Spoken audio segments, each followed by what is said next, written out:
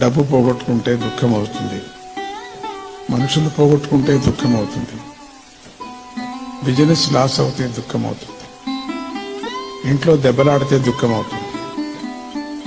ఈ సమయంలో అంతా శ్రీరామ జయ రామ జయ జయ రామ, రామా మంగళకరమైనటువంటి ఆ నామాన్ని చేసుకోండి. 10 నిమిషాలు ఉచ్చరించండి.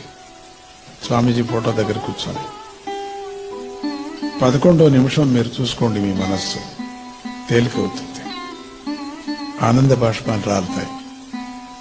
అయ్యింది అవుతుందిలే అనే ధైర్యం, మొండి ధైర్యం వస్తుంది. ఒకవేళ అయిందనుకోండి సంతోషం మీ నుంచి, కాలేదనుకోండి నాకేదో పాఠం చెప్పడానికే అనుకోవాలి, కానీ నేను ఇంత పూజ చేసినా నాకు మంచి చేయలేదనకూడదు, చేసిందని